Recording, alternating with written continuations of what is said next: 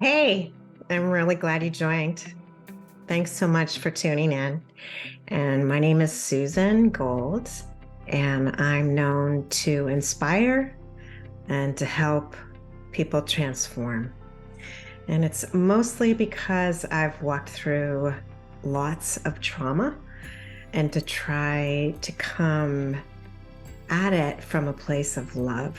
And it's been an amazing ride so far. And I really wanted to share that with you. So maybe I can help you with some of the same.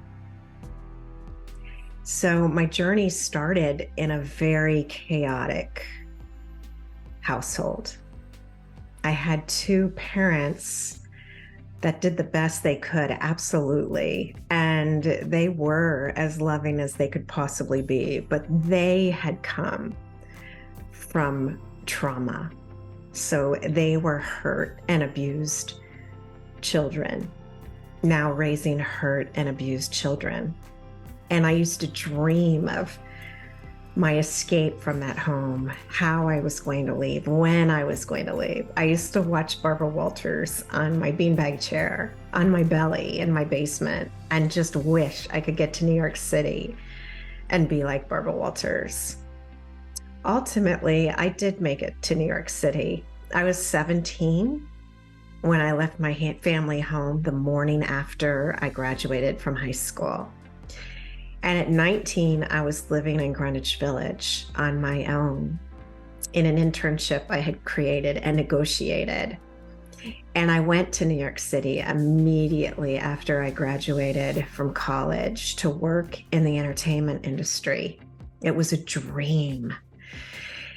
But I wasn't making enough money to pay my bills. So I took up personal training on the side as a side hustle. And Barbara Walters became one of my clients. So one morning at 7 a.m., I rang Barbara's doorbell.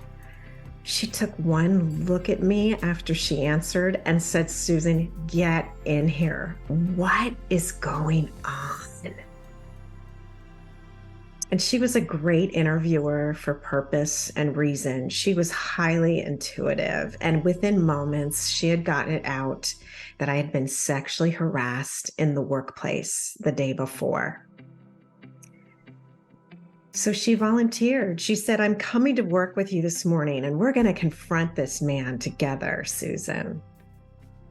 I said, "That's okay, Barbara. I think I've got it covered. I can handle it."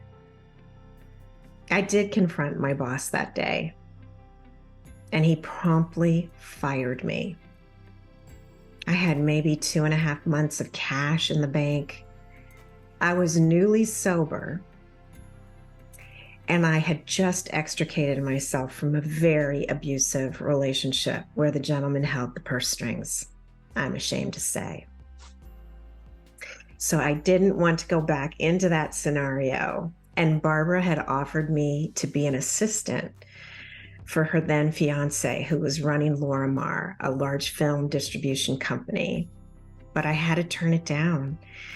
I had to say, "Barbara, no, I can't be an assistant to anyone after this experience." So I opened my own talent brokerage firm, matching celebrities to brands. I was so scared.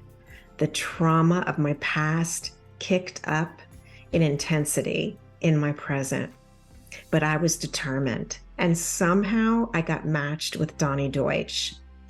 He's a television host and a bit of an icon now, but at the time, he was running his dad's ad agency, and he wanted Andy Warhol to do a TV commercial for Pontiac.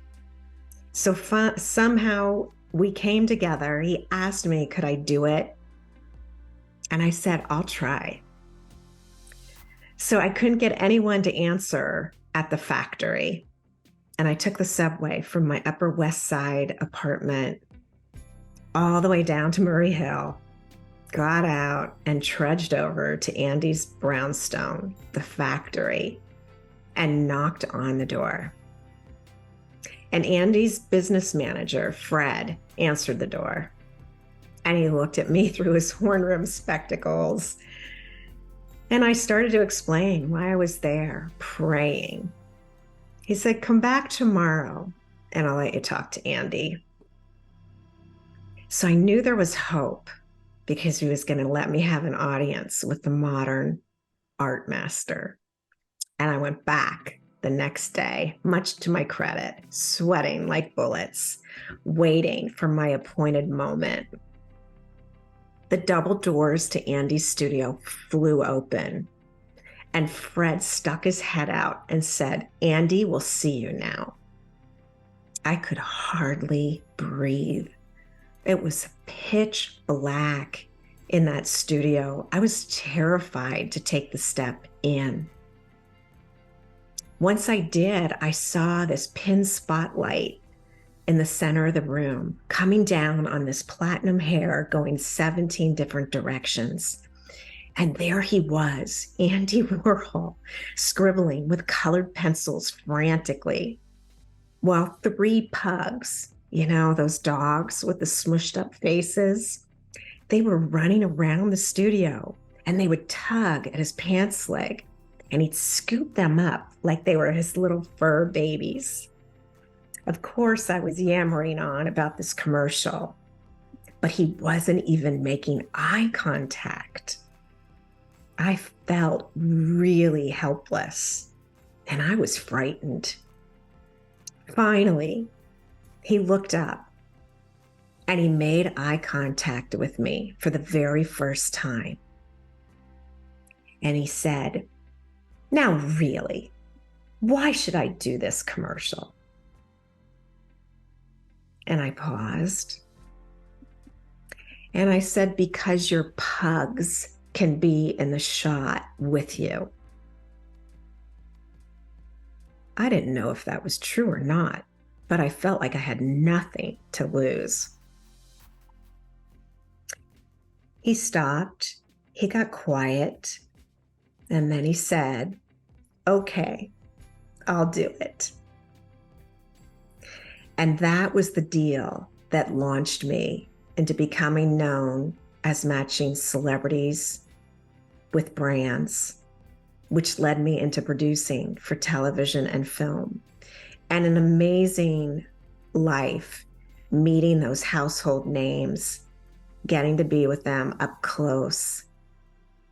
Ultimately, I knew they were just like you and me. They were just pulling their pants legs on one at a time in front of everyone.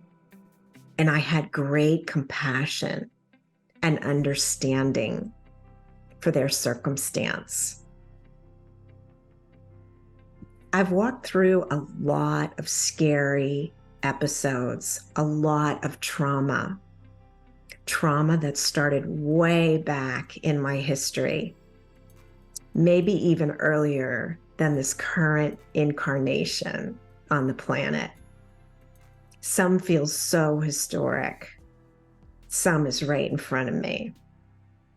But it's been key to face that trauma each time, to step up to it with love and to walk through it for other opportunities to come.